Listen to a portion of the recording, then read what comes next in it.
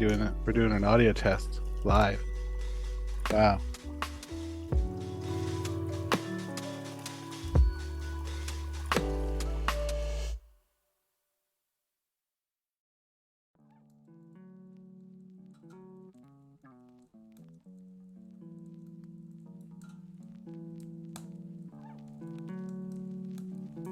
We're doing this Have it all working. doing it really nice.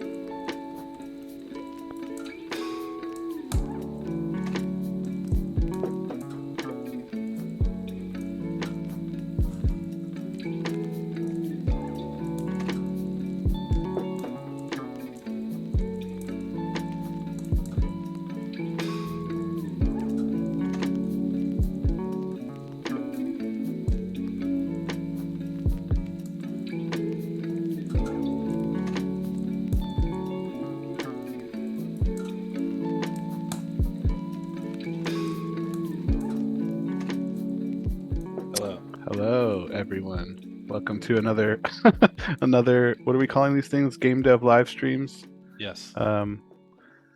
Cool. So, uh, we have a few updates from last time. So the stuff we've been working on the stream, for the past couple of weeks, been shown off. We landed on hubs.mozilla.com, so it's actually available now. At least the first version of it.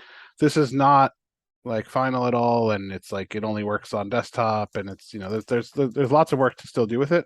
But it's there behind a flag, so you can start playing with it.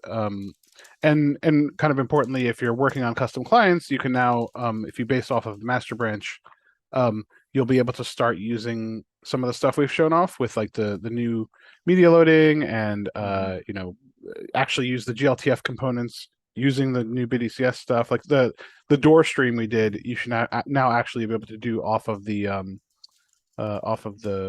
master branch of hubs right now. And yeah, there's two query parameters you have to use right now to use the new loader query parameter. You need to include that so that when you paste something in, when you hit Control V or drag something into hubs, rather than using the old A-frame loading code, it'll use the new BDCS loading code. And that'll be just for you, but other people will be able to see the objects you spawn this way, even if they don't have this flag enabled. And then the ECS debug flag is, we just wrote like a very simple debugger that we've just been using ourselves to, we can show it off actually, but it shows a sidebar that just shows you all the entities in the scene and allows you to go through them and then bring up the component properties that they have, and see them. And then there's also a little log button on the right there that'll just log it to your console. And that's like really convenient for like when you want to inspect an object more closely, because once you log into the console, you can look at the properties and you can change them. And so this thing will evolve. It's like very simple right now. And if you look at it, it's just like a simple React component with like 100 lines of code or something. So yeah, this thing will evolve, but just wanted to say that it's in there now, and so start playing with it. Yep. So Cool.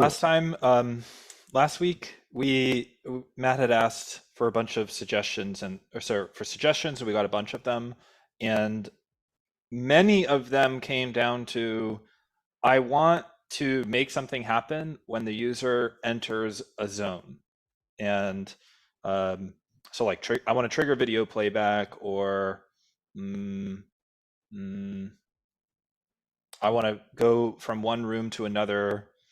Um, I thought there were more than this actually. I guess some of them were more like I want to be able to trigger this, like click a button and trigger this. Yeah. I mean, Um, most of them were if this then that sort of thing, yeah, and one of the ifs was if the user enters a zone or if an object enters an area, something like that. right. So this is one that we highlighted as maybe we should just do this on stream. Hmm.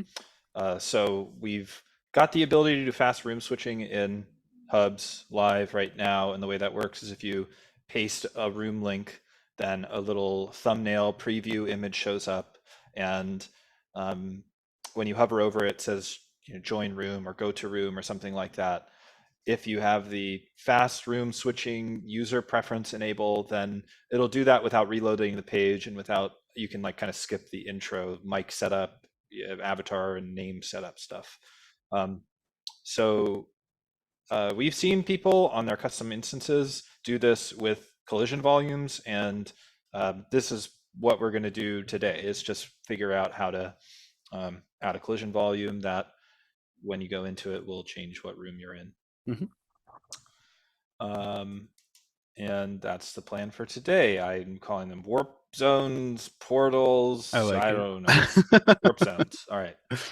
Um, and so I've got a basic thing working, but it might be useful, Dom, since you haven't seen this, for you to sort of walk through what we would need to do, and then if I've already done it, then I'll just bring it up on screen and we can Hmm. talk through it.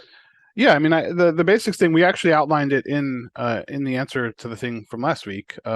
Like roughly what we want to do is we want to find out um, we're going to have some zone where it's like, okay, when I step into this, something's going to happen.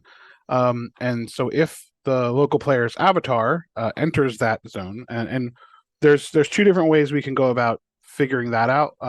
We can either do that by, well, like comparing the position of the avatar and the position of this thing, and then seeing how far they are from each other, or like, or looking at a box around it, or we can use the physics system to do that for us. So we can like put a collider on this zone we're entering, put a collider on the avatar, which we already have one, I believe. And then whenever those things are colliding in the physics system, then do something. And collision doesn't necessarily mean like these objects can't pass through each other, because you can make a rigid body, or like I think that it's the shape of the rigid body. You can make it non collision response. I forget what the exact flag is that you set on it. But basically, it means that like, okay, like I do want to keep track of when these things are intersecting each other, but I don't want you to apply forces to keep them from Mm, intersecting each other. Like if you have two solid objects, if you don't disable this flag when they come near each other, like the physics system is going to try to keep pushing them apart, and so you don't want that for these sorts of things.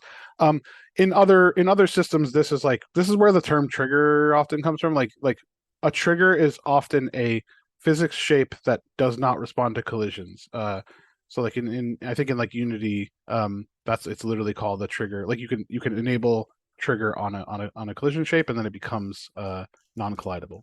Um, so the advantage of doing it in the physics system is that the physics system is kind of tuned for this sort of thing. Like constantly, all the time, it's checking whether objects are near each other and colliding, and it does this through like a bunch of layers of increasingly complicated checks. So it starts off with just like, okay, are these things anywhere near each other? And like it has the and I'm hand waving and simplifying a bit, but like it has data structures and stuff that'll help it figure out, okay, like are these things anywhere near each other? No, okay, like I'm done. I don't need to do any work. mm, But as they kind of are progressively getting more likely to be colliding or whatever, then it'll start doing the more expensive checks. And for really simple use cases, just doing the box, like just okay, are these things near each other? Will probably suffice. But I think as you start to get more complicated, you're gonna be like, oh well, now I have a lot of these things, and like it's getting expensive to check. So oh, I want to like only check if I'm like sorted near, and then like you start basically re-implementing a physics system or like the collision part of a physics system. So we might as well just use the physics system. There are definitely disadvantages to using it. The physics system is running on another thread, so communicating with the physics system is more complicated. It's like not quite, it's not happening during the same frame. It's there's issues that are introduced by working with it, but it seems like the right way to do it. So that's probably what we're gonna do, and that's what we do for like media frames as well, is we use the physics system to do it. Um, Um, would and it then then the actual like what do we do once we hit it is very simple. Like we saw there's this function called change hub that you just give it a new hub ID, and then that'll bring you to a new hub. So would that it spoil the fun to show that I've got some working portals right now, like kind of say uh where we're I heading? think yeah, we could see where we're heading and then re-implement it. Okay. I've got this portal GLB object, which is an image, and I've got this debugging view on so that you can sort of see. Hopefully, you can see this thin white outline of a box. Hmm. And well, when I enter it, I will go and warp to another room.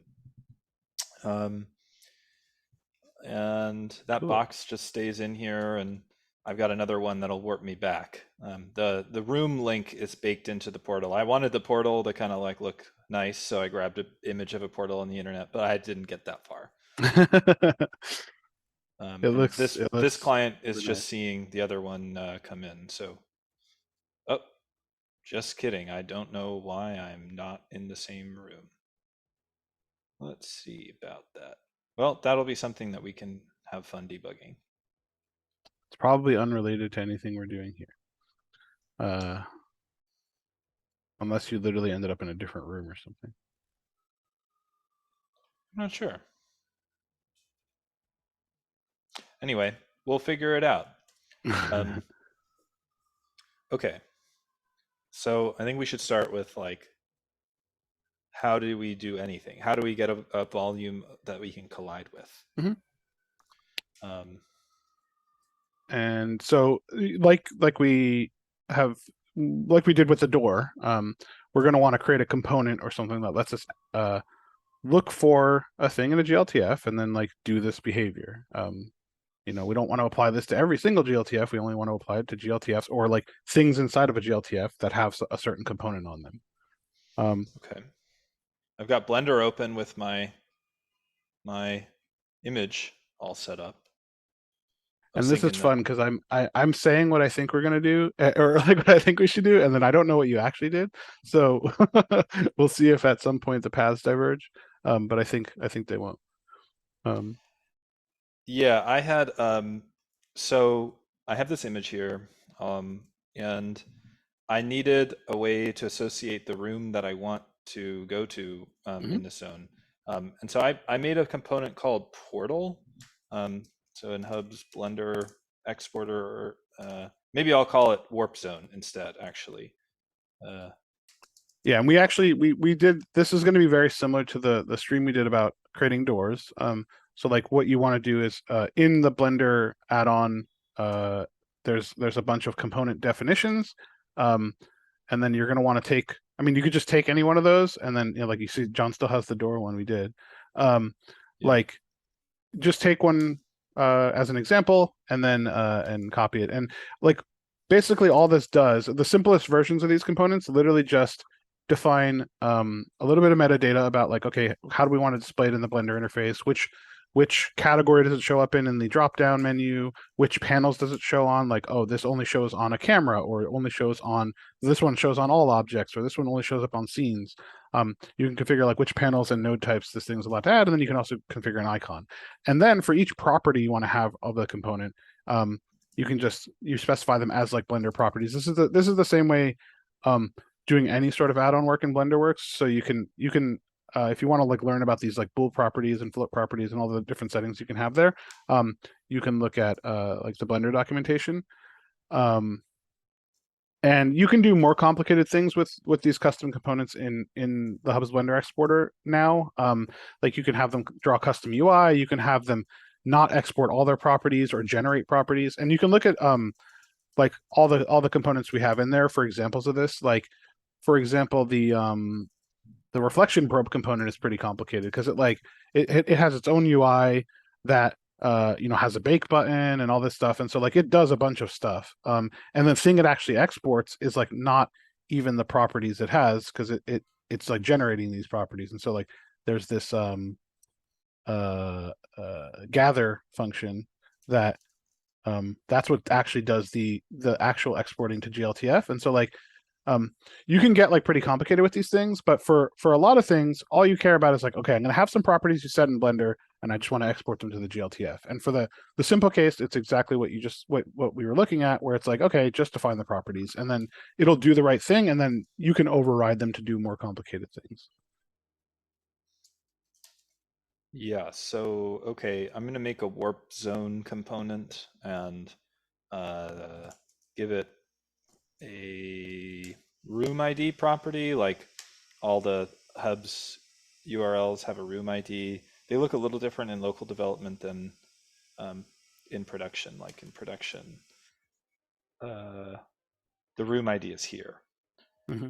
And so I guess for now, I couldn't think of a way to configure it. Like, oh, I want to add this portal and then associate it with some URL. I think that's what you'd want to do, right? Like, okay, I'm in my room. I'm going to drop a portal in here, and then I don't know, from the objects list or something, go to it and say this portal should be, linked to this room or Yeah, it something like depends. I that. mean, I could see lots of different ways to use this. I mean, one way would be just when you're making an environment, you want to be able to link to other scenes. And so the what you're doing right now would be more or less appropriate for an environment. It's a little bit weird that you'd have to bake the room IDs into the GLTF itself and not like Yeah. another configuration, but I think that that would certainly be a workable solution. Like if you wanted to make an environment, and that environment will kind of only work for a certain set of rooms. And it's a little bit weird. We don't really have like the concept of having like room data yet or anything like that. The closest thing we have to that is like pinned objects right now. Yeah. Um, there's also like the room API technically does have a thing called user data too that allows you to attach some custom data to a room in the database. Hmm. Um, and we do see people who have custom clients have used that to do this sort of thing where they want to like configure some properties of a room, and so then like when you join, they'll pull this room data and like they'll configure the portals that way or something. Like we could do that. Um, I think I think for starters, just doing the thing you're talking about where it's like okay, like we're just going to bake that into the GLTF. That's like a workable solution. I feel like I want something where if I load a scene with these portals in them, since room links are so lightweight, it's one row in a database Hmm. that a room exists. If I load a room and the portals aren't configured, I want for each portal for it to like spin up a room With a certain scene or something, with yeah maybe. with a Yeah, with a certain scene, and then you wouldn't and then want I that to can like happen go for and like every. override it. I can be like, okay, but actually this is the room that I want this to point to, and then that gets, I don't know, pinned to this room. Right. Yeah. The tricky part is like you don't want every user's client to do that. So this gets into like the whole like persistent objects and room own whatever. Like Yeah, maybe we like actually when have you the first person to enter the portal, if it hasn't been configured with a room yet, it like that person creates a room, pins that information about this portal to the current room, and then teleports away. yeah. Like we haven't actually done pinning or any of this persistent stuff in the new entity system yet. So kind of still TBD how that's all going to work. But it's good to have this as another sort of use case to think about while we're working on that stuff. Like, okay, like we actually want to associate some data with the room almost. And that's sort of a special case or like a version of pinning, but it's a bit different. So something to think about. Um, All right, I'm gonna have a string property. Going to default it to I guess the empty string maybe. yeah, should be fine. Um, it's going to, I don't know. That's it. And then we have this little reload script that will disable the add-on, reload it, and hopefully get the new components in there. Yeah, that's just a convenient thing when you're working on the Blender add-on. I think for custom components, we're going to want to have a thing where you can just refresh like the components directory rather than like if you're not working on the rest of the add-on. Mm. I think we can make it easier to work with just custom components. We might be able to even just monitor that directory somehow for changes.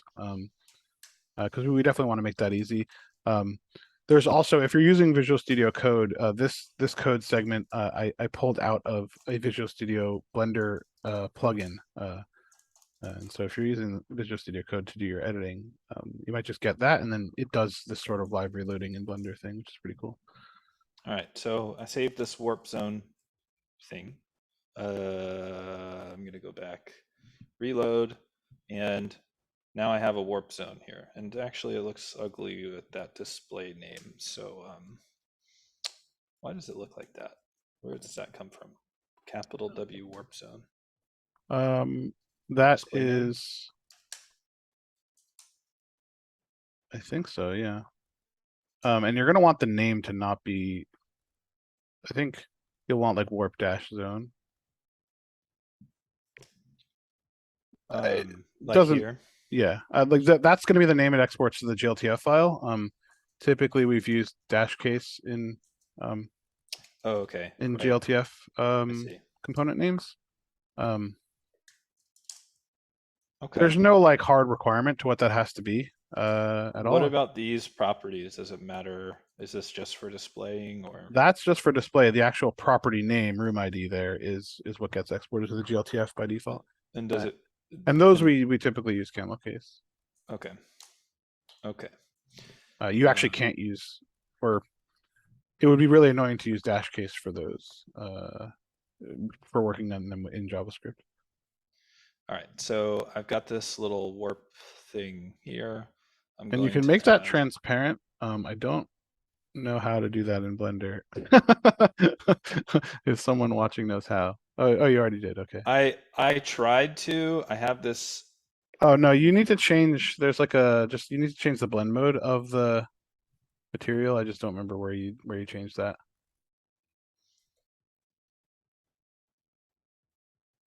little side tick. You're close to it. What does that mean?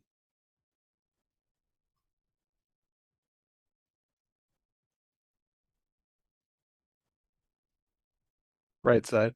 Right. It's lower What? down. Right down and to the right. I sure don't know what you're I see looking. it now too. Yeah, there you go.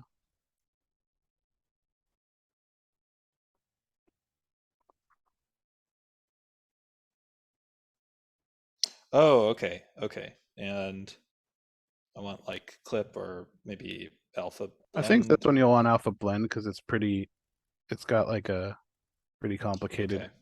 thing. All right, thank you. That's perfect. I'm gonna save that. Great.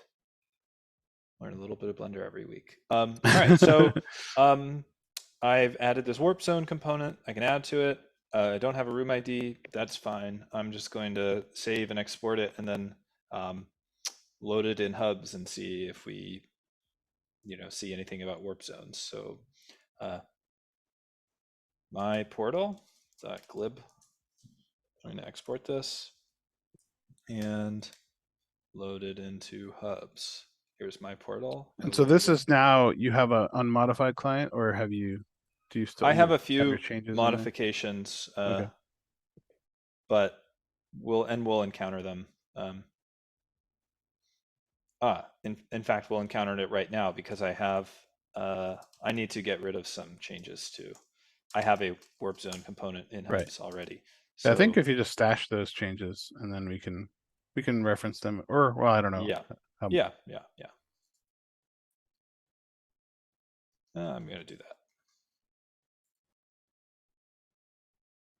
Sorry, just a moment. Let me just make sure that like actually all of them. Some of them are just to help so that I debugging. don't have to, Yeah. yeah, help with debugging.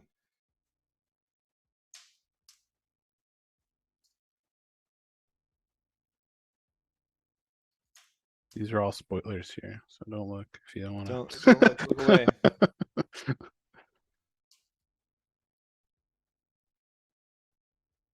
All right, I'll stash those. All right, so this should hopefully reload. And now what I'm expecting is this image will load like a regular media object that has an image in it, and we'll get a warning. It'll be like, I don't know what, whoa, I don't know what this warp zone is. Ah, and I didn't stash this stuff.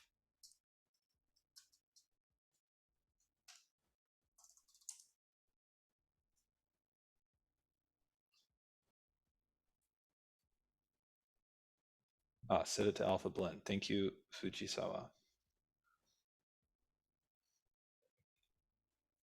All right.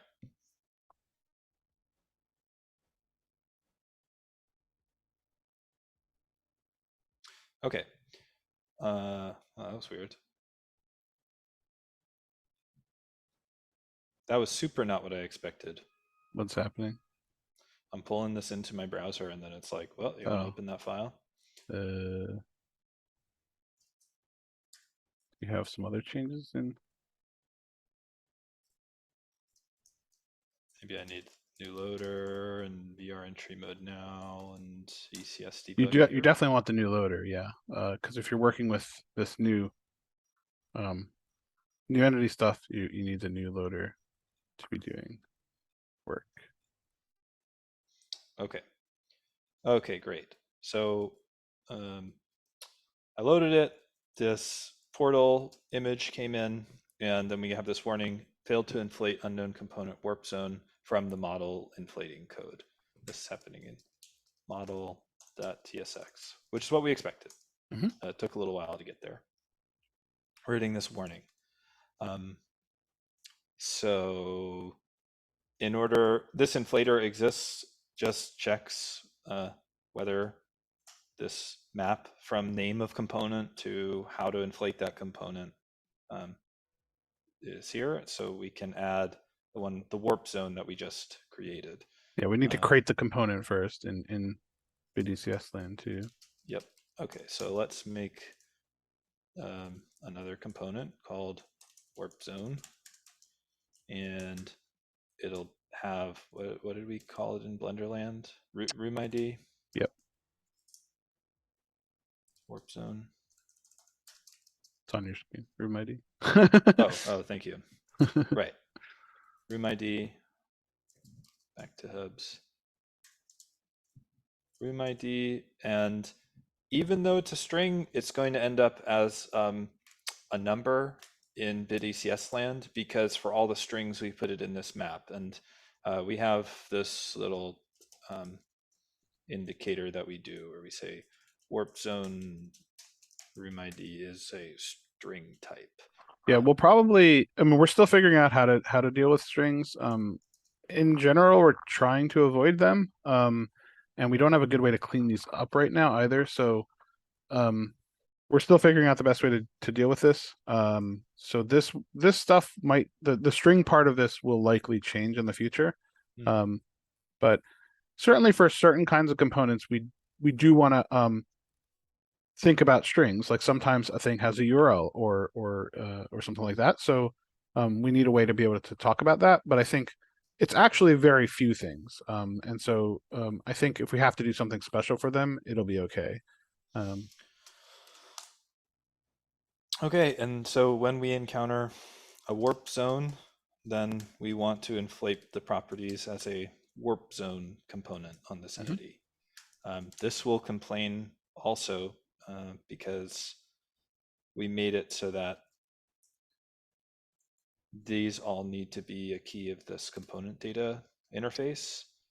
Not actually sure if we want this to be the case. I think we do.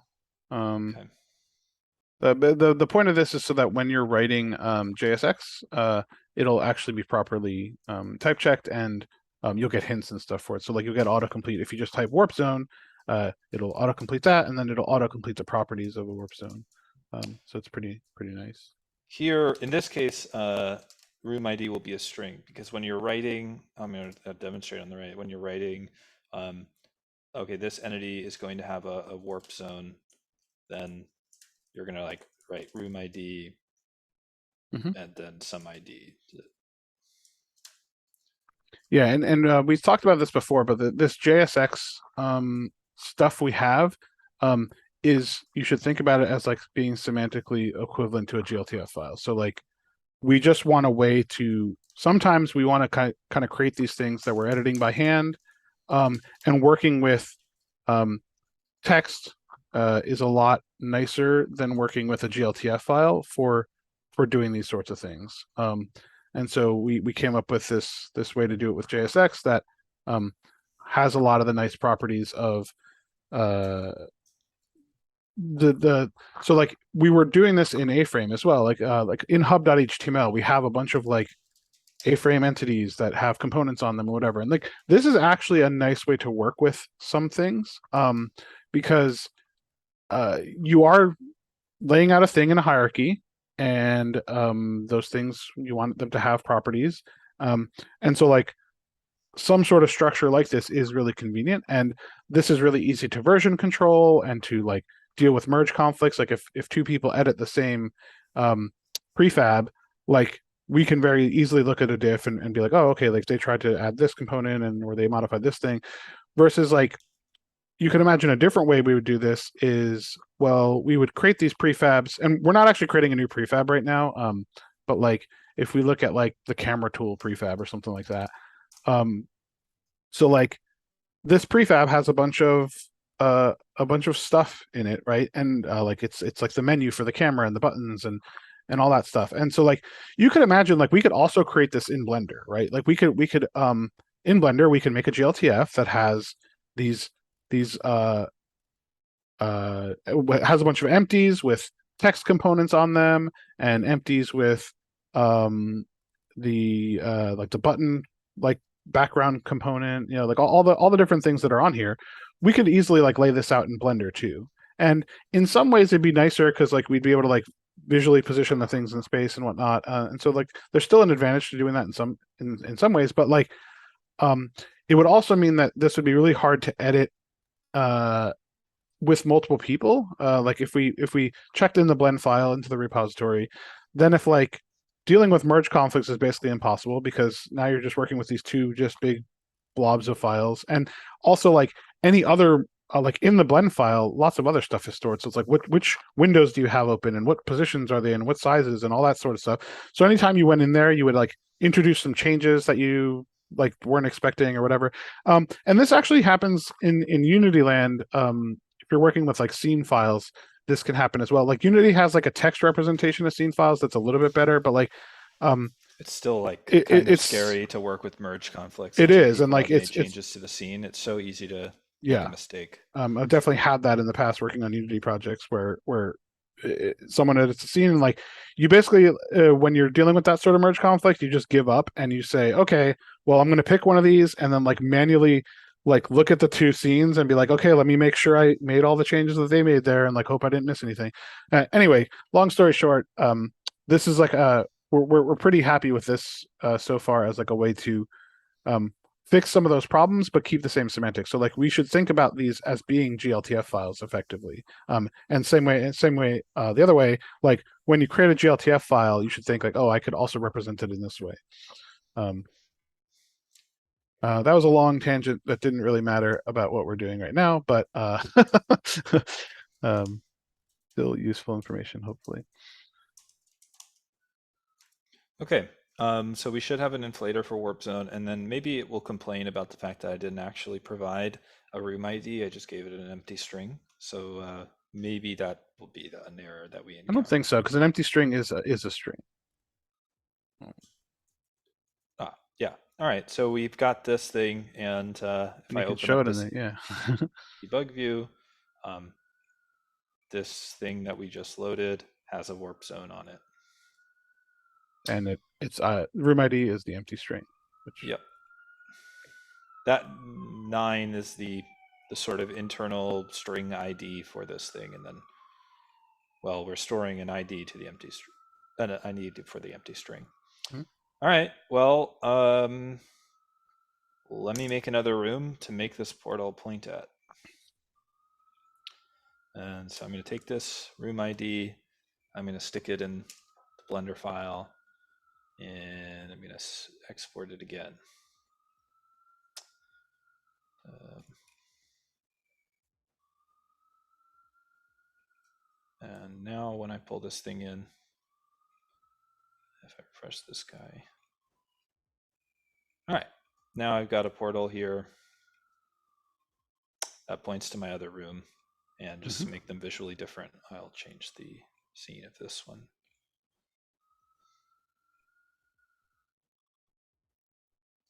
Okay. All right, what next, Dom?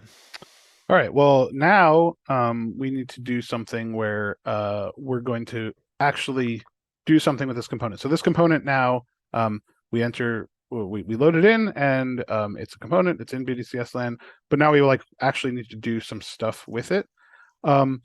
So well, we can make a system that looks for these things and prints something out. I think we're also going to need to add a collider to this warp zone. And so there's a few different ways we can do that. We can either do that by adding a collider to the GLTF here, or adding a rigid body and ammo shape and ammo. Is there ammo body? Do we have that I don't component? think there's an ammo body. I see. The other way we could do it, and like this is what we do for media frames, is like there's an implication that adding a warp zone, part of that inflator is also adding a rigid body. Like that's kind of like an implied thing. I think I like that. So if we do that, we don't actually edit the blend file at all. We just go in and we're just making it bigger. Yeah. Although I guess it won't matter because we scale. Yeah, we scale the it down, media so that it we shouldn't load, make a so. difference. I would actually not scale it just so that you don't run into any sorts of weirdness. So what that means is we're going to override the default inflator for warp zone and implement our own, and then in that inflator we will add physics properties as well.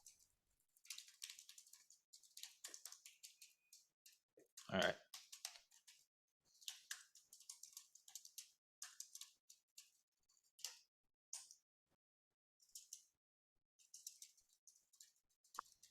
And so these inflator functions are just a thing that you get an entity ID, you get the world, an entity ID, and the component properties from the GLTF or JSX component, and then you do whatever you want. Like you add whatever components you want to add, and you know, generally that's all you're really doing in these things is you're adding components, and for some things you're also creating some sort of geometry. That's not going to be the case for this one, because the thing already has geometry. The warp zone itself, the warp zone component doesn't have geometry. Like it has no visual representation. And we happen to put it on a thing that looks like a portal, but you can put it on an empty and it would work just fine. But certain inflators, like the text inflator, for example, that one does create some geometry because, well, that's the point of the point of the text component is actually to create a thing that is visually that visually in the scene. So the text component inflator creates a text and then calls add object 3D component um, to actually associate it with the entity. And you can only have one of these sort of components that creates geometry on a given entity. Like you can't have something be a text and an image, or a text and a water. Like they can't be both of those things, because like both of those things control what the object is. In existing A-frame code, that was allowed because what A-frame actually does is for everything, regardless of if it has any sort of visual representation, it creates another group node on top of them, and then the components actually put like children underneath them. This turns out to be kind of expensive to do. I mean, it basically doubles the number of entities in the scene by default, and so we very rarely actually use that where we wanted more than one um like more than one component that had some sort of visual representation to be on an entity. And in those rare cases, what you do is you just do it yourself, right? You just say, okay, well, there's an entity here that is the water, and then the entity underneath that, like you make another entity, and that's the text. And so you have to be very explicit about it. And like right now, it's just an error if you create this situation, like you add two components that both want to have geometry. You'll get an error while loading it. And we can make this like more harder to do in the Blender add-on. So like we can have the Blender add-on kind of detect that you're doing that and not let you do it. But that's not the case right now. Like you can make invalid GLTF files right now. We got a quick comment from Imaginer in Discord. He says, I'm pretty sure you can specify an ammo shape as a dependency of the warp zone component in the Blender add-on. I think that's right. If so, there's different ways we can do this. Like we can uh, like I said, we can actually put the component into the blend file if we want.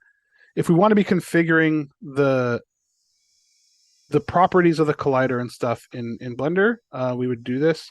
I think that would probably make sense to do. I'm just not confident that the physics stuff from Blender actually works very well. And I don't think we have a way to specify a body, which I think we're going to need here.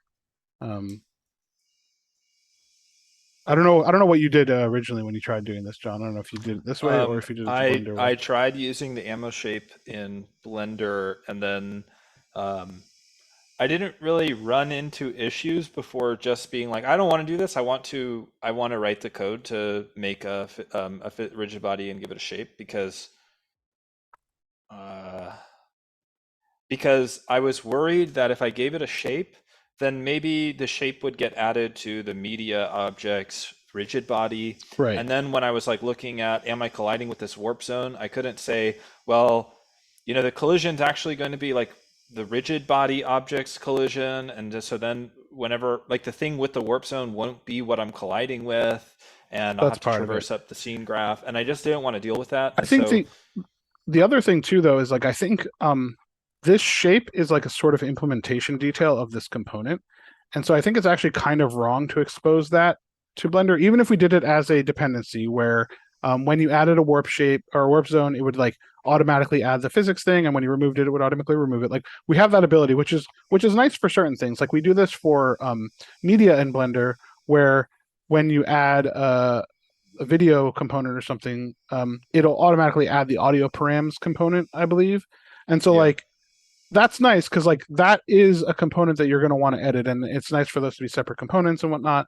Um, but like in this case for the warp zone, the fact that it is a rigid body, like that's just how we're doing it. But like that's not really what a warp zone is about. A warp zone is like, okay, when I enter this thing, I wanna uh go to another space. And so like I could see having a bounds property on here or something like that, like media frame, where you can configure, oh, how big is this area that we want to capture or whatever. Um, and that's what we do for like media frames. Like media frames have a bounds, and then you can configure that.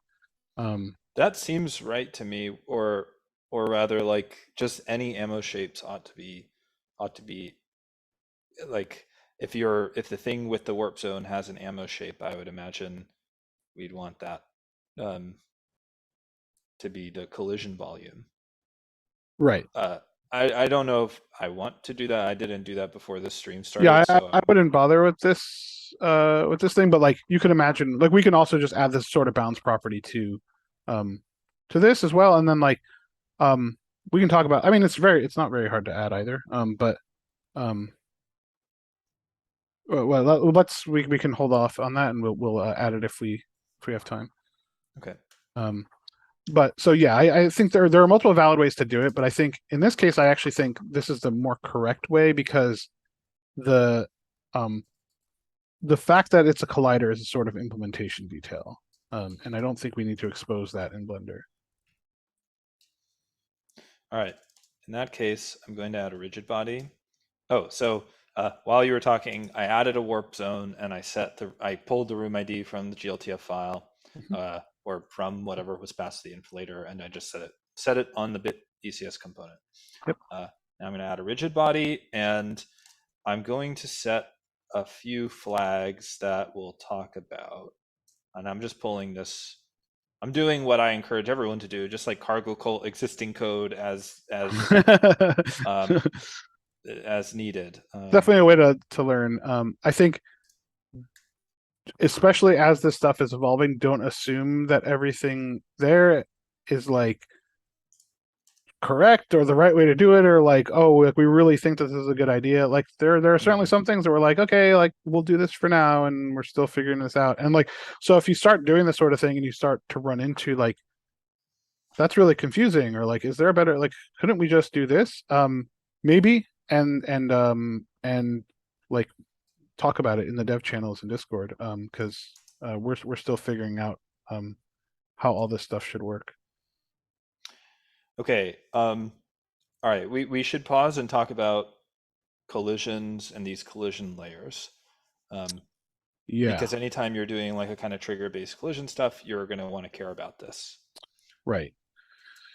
So this is a property of the physics system we're using, but there are the concept of collision. I kind of sort of forget how this stuff works, but there's like collision filter. Oh yeah, if you There's a remember. collision group. Yeah, Yep. I had to deal with this morning, so I just refreshed my memory. So, rigid bodies have groups and masks. Groups are like the which group the rigid body belongs to, and mask is which groups this rigid body will collide with. So, um, for this warp zone, I want its group to be, I don't know, let's see, it really can be anything. Maybe it's part of the environment. Maybe it's an interactable because it's loaded. Um, I think maybe the environment is right, um, because we're expecting this thing to be loaded in and be part of the environment. Maybe we make a new one where we Hmm. say, warp zones are their own collision layer. Uh, and Yeah, why don't I do that?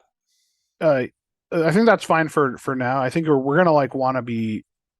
You're not gonna want to create a new collision layer for every component or anything like that. We're gonna run out of collision layers pretty quickly. Um, but it is we can definitely do that for now. Um, okay, so I'm going to set its group to be the warp zone layer, and what I want it to interact with. Actually, what I want it to interact with kind of doesn't exist yet. Actually, maybe it does. If I look at I this, want to interact with we, avatars, right? Like oh the right, we have a layer called avatar. So we'll say we want warp zones to consider themselves colliding with avatars, um, and the other half of this is like what this warp zone collides with. Um, you also need to we make need to, avatars collide with warp zones yes, we now, need right? we need avatars to collide with warp zones, and actually we only really care about if we are colliding with the warp zone. So in the in like remote avatars, this is still loaded through A-frame through the classic way. We have not done this yet. Um, we have, I think, okay, when we load an avatar, we look for the thing called head, and then we add this stuff to it. And we add a body helper and a shape helper. And um, you this is akin to a rigid body and an ammo shape. And if I bring up collision layers again, collision, where was I for that? Constants. Um, you can see that the remote avatars heads have collision filter group 4 because they are avatars. And right now they interact with interactables. And this is because like the reason this collider on other people's heads exists is literally just so you can put ducks on them. We thought, Hmm. wouldn't it be funny if you could like, pick up a duck and like put it on each other's Yeah, heads? I And forgot so, we still have this thing until we were talking about talking about doing triggers and stuff, and then I was like, oh yeah, I think we do have a thing that we added so that you can put a duck on someone's head. Um, yep. you also see it's Now, like cylinder and it's like in a specific spot, and that's like really just based on the bot avatar, the original bot avatar. But yeah, so this will be like in the wrong spot. We need to just do a pass at all the collision shapes being generated from the mesh that actually gets loaded. We haven't done that. Now this is for remote avatars, so this doesn't apply to yours. So I actually just added a new entity because we didn't have one to use, and I called it my head. And I copied this from above. It's just a thing with a body helper and a shape helper. This probably goes away as soon as we figure out how to load your avatar rig without going through A-frame and the Mhm. HTML. But for Are now, this is fine. this isn't It's being put onto the head though, right? Or is it? Are you under the head? I'm under this like avatar POV node where the virtual camera will be. I see. So I figure this thing is going to move around as we're moving the camera, and so I put a new That entity. that works. Maybe I'll say my head collider or something. I don't know. I was just you could have also put it on the avatar's head rather than on the POV camera. Got it. I don't know where that even goes because do We have we? the avatar rig, and then we have um, there's the model that we load. Um, Ah, right. so Okay. you could put it in there under. I mean, we don't have one, but you Under can like make one. head. Yeah, but either works fine. Um,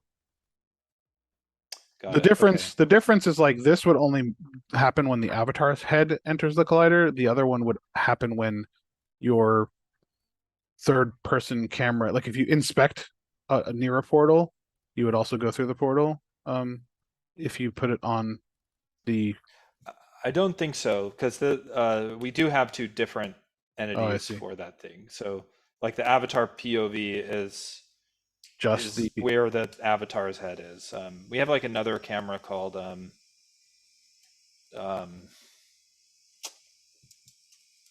camera system.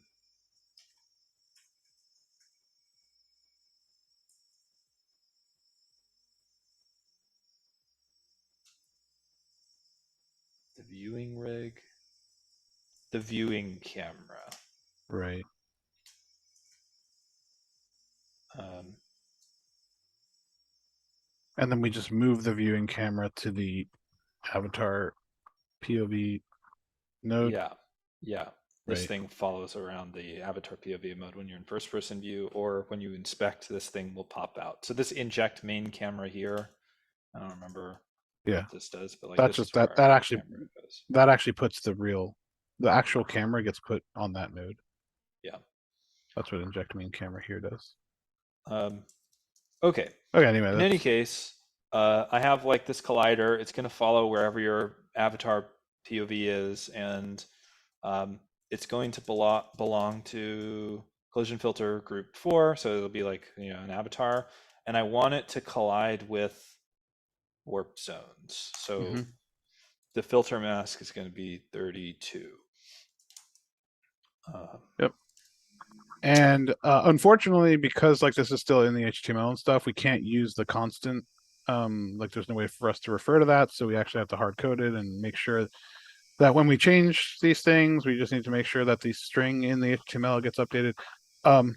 If we were doing this in JSX is just JavaScript, so we can refer to the constants and all that sort of stuff. So that's just a sort of unfortunate thing about we haven't actually ported the avatars over to the new system yet. They're coming. Yes. Okay.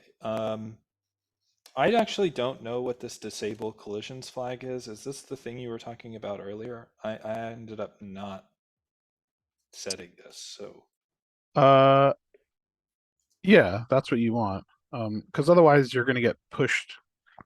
The objects are going to push each other, and you don't really want that. I see. So this collisions means like, Collision response. okay. Okay. Um, all right, so we've got a rigid body on the warp zone and a physics shape. And I said that I gave it half extents. I don't know very much about how physics shapes work. I just took this Mhm. from media frame. Yeah, So, I mean half extents is just you're defining a box, and that's just the half size of the box. Like the box is going to be twice as big as that. okay. And I'm also going to go into the physics system and turn on debugging so that we can always see And the ammo or the BDCS side of our physics system is still very rough. Like it doesn't have support for multiple shapes or anything yet. I think it's like everything is just assumed to be a box and everything's assumed to have a fixed mass, and like you can't define all the properties yet. Um, Yep. All right. The collider is like a little bit not where the avatar's head is, but that's okay. It's close enough. mhm. Um, if I pull in this portal, then hopefully, okay, it's very thin, but you should see like a tall, kind of surprisingly tall. Why is it so tall? I guess those are just the half. Those are just the half extents. So maybe I'll make this half as tall. Yeah, I mean that's 2 meters tall. When it was one like that.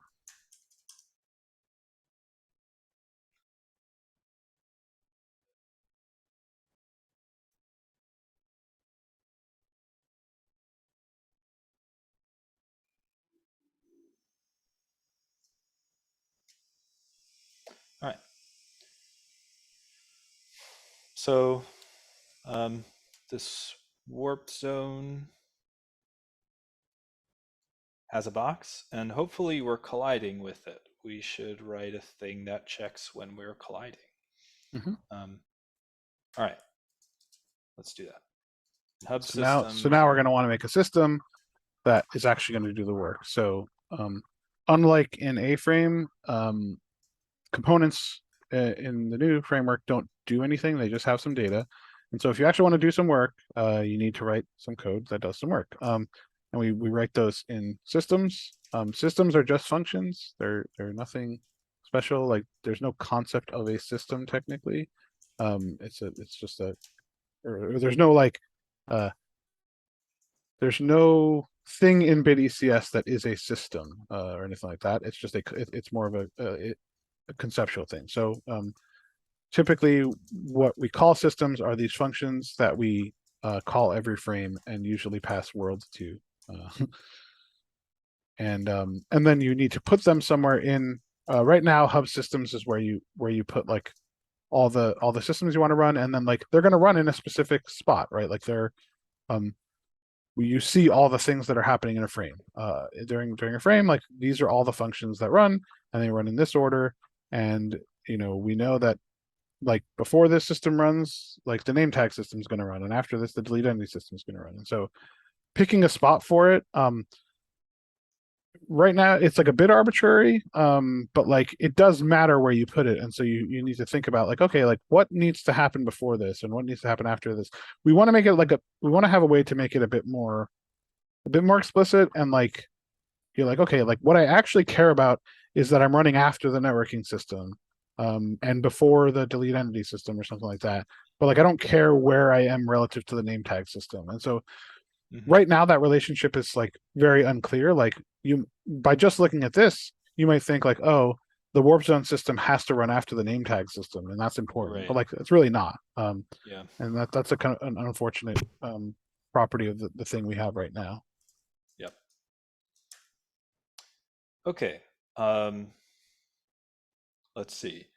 I want to check whether my head, that thing, the collider on my head, is colliding with Any any warp warp zone. zones. Mhm. And I don't have like a convenient way to get at that my head node. I'm going to do a thing that's very like not. Yeah, I mean, so right now we don't have avatars in the new system or in the new like BDCS world. So you're gonna have to just find that entity in a different way. Okay, I'm going to do like the any entity with thing, and I'm going to say the my head collider. And make a new component for that. Yeah, that would work. Yeah. So my head collider is going to be a tag component.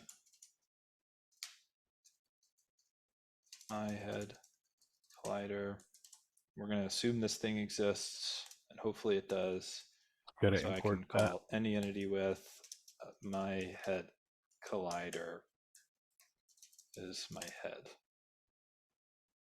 Import the collider on the left side.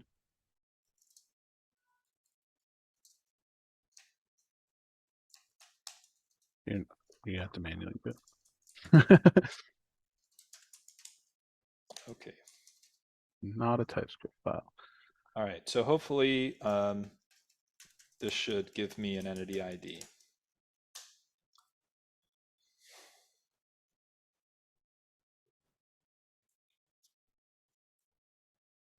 Okay, great. Entity ID 29 is my head. Okay. So to check for collisions, I'm going to borrow from media frame system and see. We had this collision is colliding function where we give it two entity IDs and it will say, all right, get the physics system, get the collisions of entity ID A, go through them, and find out if the thing that entity ID or entity A is colliding with is entity B. If so, then they are colliding. I think I could do this where like I get every warp zone and I say, are they colliding? But then we're going to go over collisions a bunch of times. So I'm just going to grab this code. Yeah, And, I think what we want is just we want to iterate through the collisions of the head, of the avatar's head, and then just check if they are warp zones. They have the warp zone component. right. All right. So instead of checking against a specific one, if this collided ID has the warp zone component, then let's log it.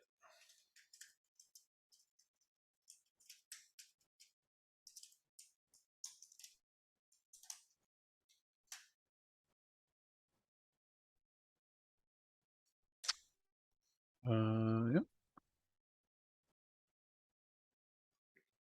Saw some errors there. Reading collisions cannot get property of undefined. So did my physics system get collisions? Reading collisions of undefined. So in physics system.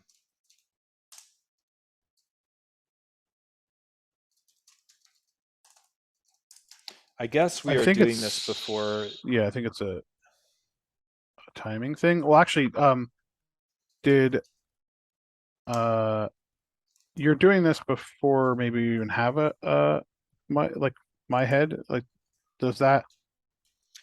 I think that like we need to check whether this exists yet. Like, okay, if I don't have a head yet, don't do anything. Yeah. I suspect also I'm gonna have to check Because like if you're not I even in have the a scene body. when you're not even in the scene when you enter yet, right? Like you're Right. and yeah, you are gonna need to have a rigid body too. Okay. Or if not has component. Actually, not just the component, but like in the physics system. I'm just going to check the thing that it's failing on in the physics system. Like there's this map. Right. Oh, wait, get collisions UUID. This is the wrong thing. Oh yeah, that's the body. It's the body ID. Yeah, rigid body dot body ID of my head. Right. So maybe I didn't need to do anything else. I think you do because like you're literally not even in the. Well, actually, no. I guess it doesn't matter because it's the camera thing. Not it's not your avatar. It's your viewing camera. Right. That's still weird because I think you're still like where is that camera at the start? Yeah, I don't know. Because Maybe like it's not right. you could end up going through a warp zone when you're not even in the scene yet. Yeah, true. Like But if there's a warp zone at the origin, maybe. right, I don't know if it's at the right. origin and invisible. I think putting it on the avatar's head will be better, but we can do that later. So let's see. So now you should be able to collide with that Nice. thing. I'm seeing whenever I enter this volume, it says warp. So we did it. We did the hard part. We made a collision happen. Yep. And then now it's just like a matter of, okay, well, what do we actually do? And for fast room switching, it's actually pretty simple. There's just a function called change hub that we call to do a room switch.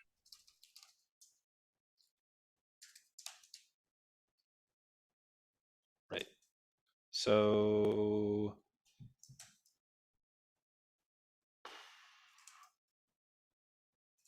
okay. Change hub. The hub ID was specified by the warp zone. So we call it hub ID, but then here we call it room ID. That's a little bit of unfortunate confusion for everyone. Yep. We'll add it to the history, sure. And you need to get that hub ID or that room ID is a number, and so you need to convert that to a string. yes.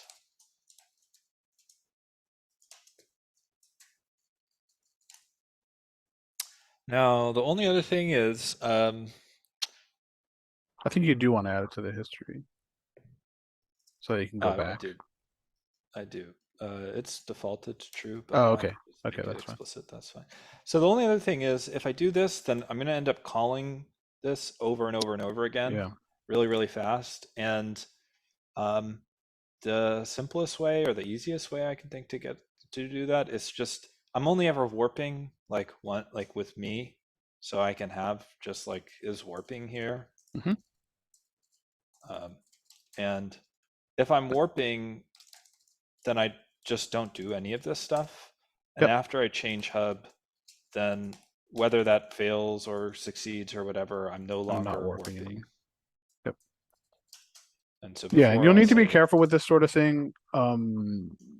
You do need to think about like, okay, like, can I be doing like because, like you said, you're the only one. We're only looking at the local player here, so it's fine to have just a single state for this.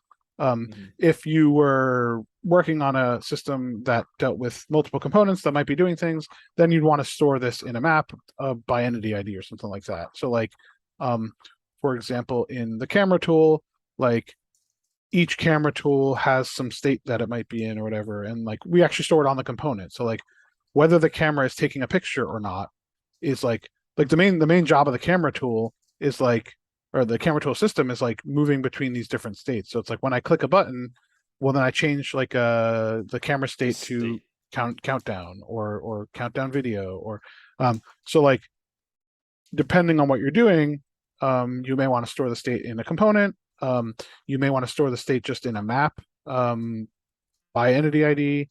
I mean, like where you store the data is like pretty arbitrary. The nice thing about storing it in components is it's all like this like nice pre-allocated array of stuff, and so like there's no garbage collection stuff you have to worry about. also when the entity goes away, that stuff gets cleaned up. Versus if you have like a map from entity ID to component data or like or data about that entity, well, you better clean up that map because nothing else is doing it for you. If it's in a component, then well, like once the entity ID goes away, then nothing's right. gonna look But into like that map. realistically, actually, that data doesn't go away either. Like it's like we pre-allocate all the data for all components that we're ever going to create at the beginning of the application, and they never go away. It's just we never have to deal with garbage collecting them or anything because they just sit there in memory.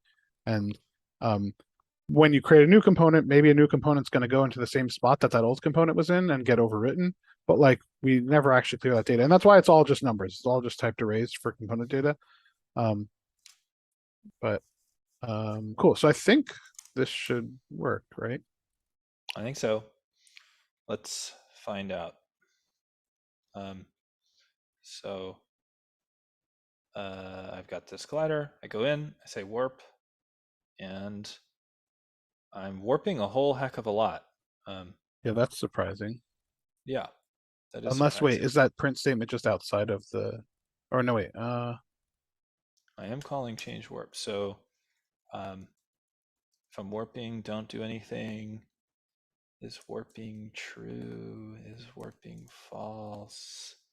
Let's see. You are in a loop there. Are you colliding with a bunch of things for some reason? You do want to break out of that loop probably as well after you call change hub, but I don't think that's what's happening. Let's see if we're ever like early outing. Maybe I did the warp once successfully, and then I was like when I spawned in the new scene, I was in it a bunch of times, and those were no ops because Because it's I the was in the same same scene. scene. That makes sense because actually, if you're the In thing is change coming hub, with you. The thing the yeah, warp is coming with you, which is a bit not really how it would likely work because you wouldn't have dropped in the warp. The warp probably would be in the old scene. yeah. But we Let don't me have put it scenes. somewhere where I'll go back to my old space. Um, I'll put it somewhere in the sky so that I don't accidentally just continue to collide with it.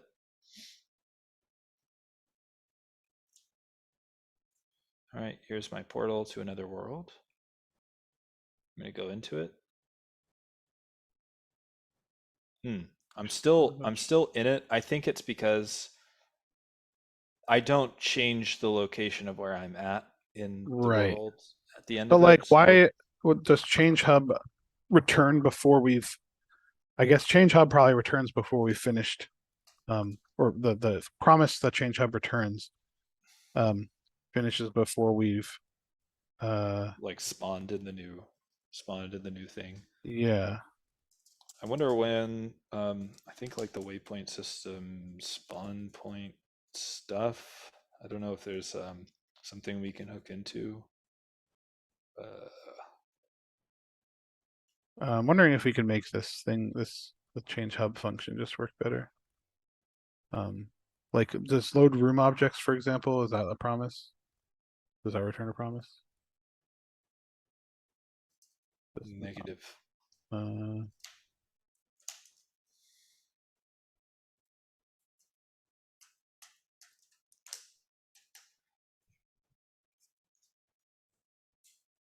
When does the fade in happen?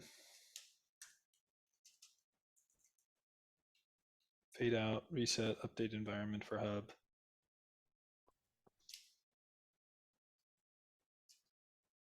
Fader, fade in. Because I kind of want to like finish. I want to right, like wait for this fade in to happen. right, Kind of. exactly. That's what I'm saying. It'd be Hmm. nice, like change hub should not resolve until that happens, is what we want. Hmm. Well, when do we know when the fade in has completed? Uh,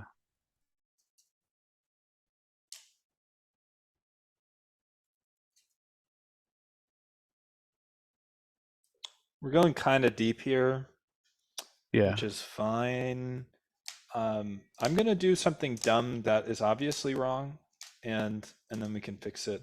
But first, I want to have a couple of these do the demo and be like, "Yay, we did it!" And then, yeah. if anyone has any questions, answer questions, and then maybe we can dig in more if If still. it's interesting. So yeah, I think just in change hub, right? We just can, or well, I guess what were you gonna do?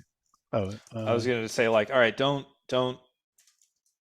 finish this and for like another I don't know like 5 seconds or okay, something. yeah, I was gonna basically say the same thing, except I was gonna have change hub just not resolve until 5 seconds later. Because that's That more what it's going to actually be like. Same difference. Just like you could just return like sleep 5,000 yeah, yeah. I that's or await sleep 5,000 in here. Whatever. I don't know. Okay, so like I'm like conflicted about it because I feel like there are certain things that I want to like fire off change hub and do some other stuff, and I don't care about spawning and loading the world into that. I just like I switched sort of the desired networked state of hmm the client. So that's why I'm hesitating to put this here, but I guess I shouldn't, and I should just do. Yeah, I mean, like we do have this like hub changed thing we fire off to. I don't know. There's lots of different ways we can do this. Um, And did you import sleep? Nope.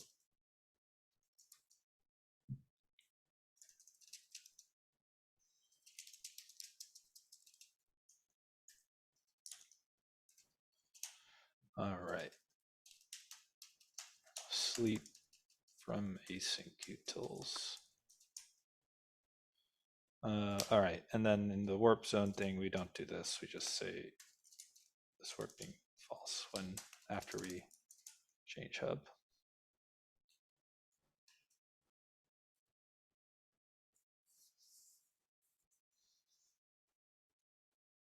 Oops, I want to go here.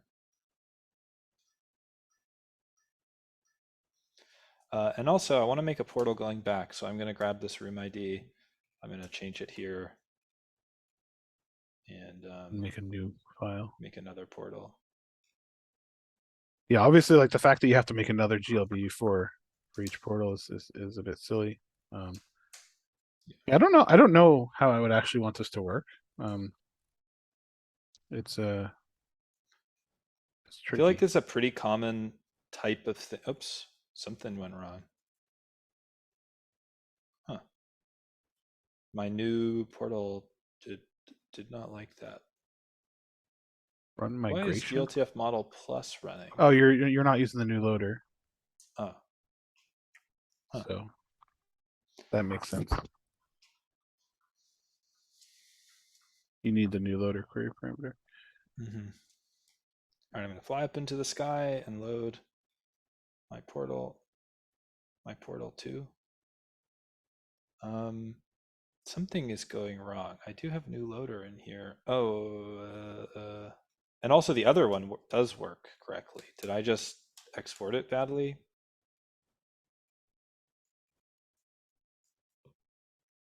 The fact that it's hitting GLTF model plus though, that's very surprising. It means it's not using the new loader. Guess I'm confused how it can load one successfully and not the other. Oh, I thought you were loading them on different clients.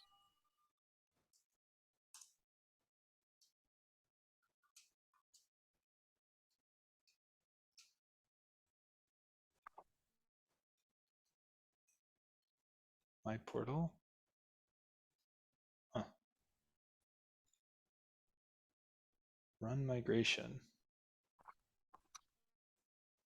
What is this?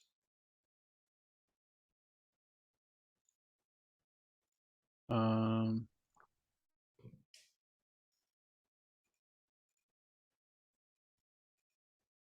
Is it not? oh, it actually that's not indicative of not the new loader. It's about how we're loading. Like we're still running through some of this code. Um, put a breakpoint there and see. I bet there's some other component data in there that is because you were adding and removing components and stuff. I bet Mhm. there's some other weird component data in there. Like let's just see what other components are in.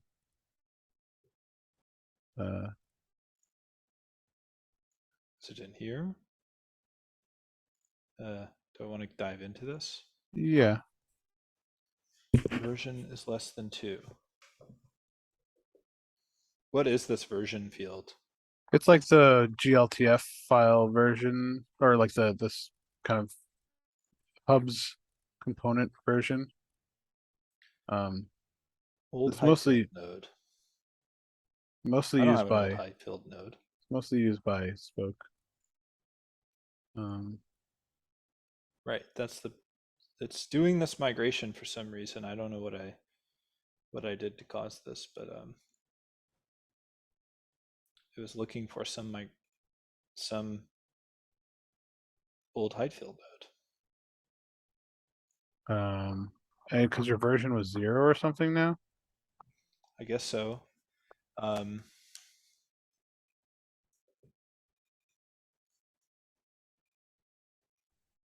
hmm,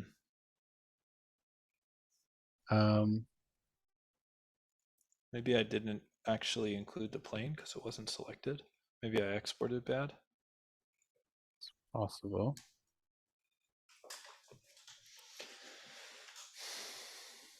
I mean, Yeah, I don't bad. know what version we export as in the Blender exporter now. Let me check. But I think it should not be 0. That's surprising. Okay, I think that was like a red herring. I think I didn't select the actual Ah, thing, and so it was getting confused. Um, okay, because now I can load it. All right, so I've got my 2 portals, and this one is pointing to this room. This one's pointing to the other room.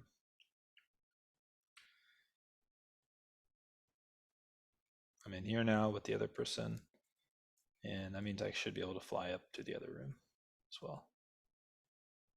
Now these aren't networked or anything, like we didn't add right. a network prefab for this or anything like that. But like they are, because they're in a media loader, their positions and stuff are networked, right? Um, like it is a GLTF model in a media loader, so its position should be networked. I guess so.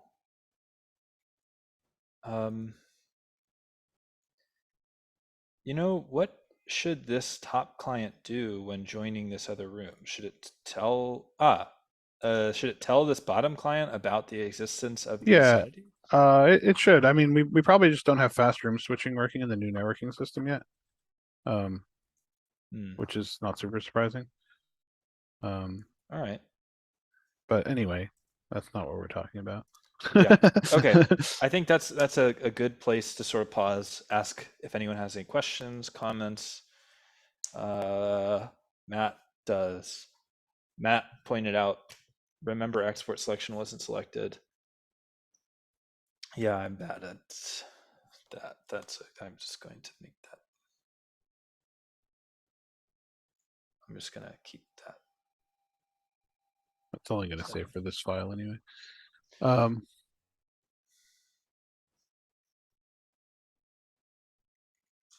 cool. So yeah, we talked about a few different things that you could do differently with all of this, but oh, that's pretty cool. that's very cool. Nice. um, but the basic concept. So we ran into some snags, various snags, and like I think it's good because I think you will run into these sorts of things where you exported it wrong or or you've put the wrong component on things or whatever. Like these sorts of things happen all the time. That's just part of it. Um, but if you actually look at the system we built, there's basically nothing to it. There's very little actual code. Um, so like, and it reads pretty clearly. It's like, okay, like what am I doing? If I'm already warping, don't do anything, and then find my head and see if I'm colliding with any warp zones. And if I am, then warp. Um, like the actual code is pretty simple. And so like a lot of the stuff is about like okay, setting up the components correctly, setting up the okay, you need to put it into Blender and have an export flow and all this sorts of stuff. But the actual logic is pretty simple. And um, yeah, I mean, like there's things we can do, like the bounds thing, right? The way we would add that is pretty simple too, right? So like right there, we're setting the half extent system static value. Instead of doing that, we can just get the value in from the component data. So we can just say bounds, okay, like or half extents, yeah. Um, I don't think that's going to come in as a vector 3. It'll be like an array. You can look at how we're doing it in media frame. Um,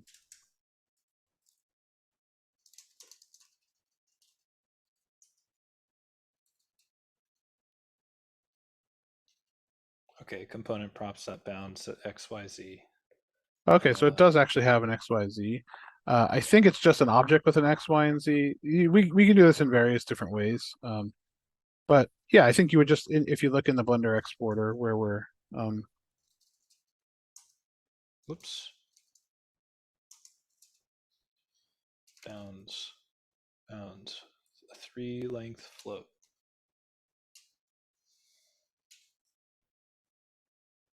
yeah, and like Subtype XYZ. Yeah, and there's I think probably gather. We don't have to implement this right now. I just wanted to explain like gather is probably grabbing it and turning it into an Hmm. object there. So, but like we can define it however we want. We can make that an array. Like this is just how it was defined originally, and that's like what we did. Because A-frame would define these things as X, Y, and Z. Um, I think we're going to try to maintain compatibility with components and stuff, but I think we might start to change how we represent some stuff, or at least in the standard way, and then just migrate older stuff. Okay. Yeah. I'm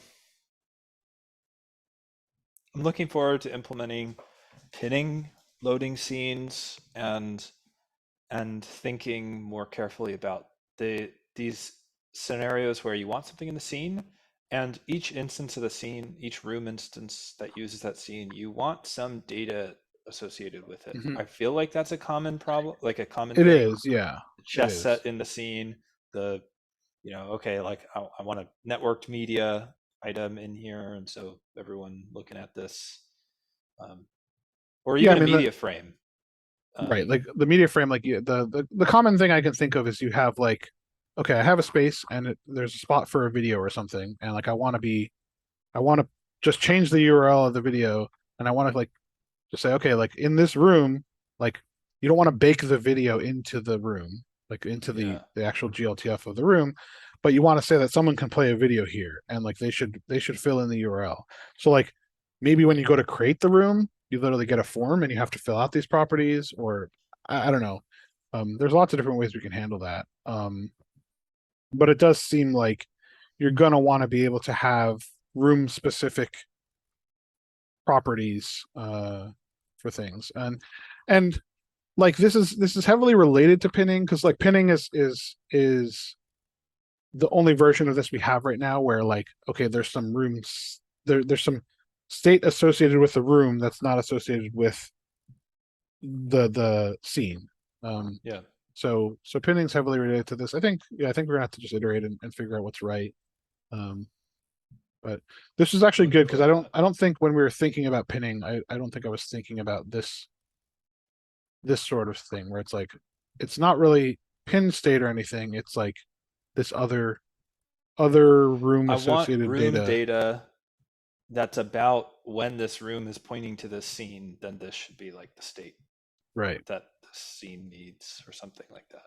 Or you could even have it be like more generic than that. It's like, oh, okay, this room has three links, or something, or three portals, or like there's portal 1, portal 2, and portal 3, and then depending on what scene you load into this room, uh it's just going to like, oh, the first three portals, yeah, those go here, and like you could have different kinds of layouts that go to different portal. I don't know. There's Yeah. um um yeah, it's an interesting topic. Maybe we'll have more on that topic next week. Maybe. Yeah, Maybe not not. sure. Uh, not sure. I think that's probably a longer term topic, realistically, because I think we need to figure out like networking, and the persistent objects and that sort of thing. But yeah, again, this stuff is now live. Like the new loader stuff is live, so you can start playing with that in on hubs.mozilla.com. But like more interestingly, like just pull master and start building off of that branch, and start like making some components and making some systems. Um, Great.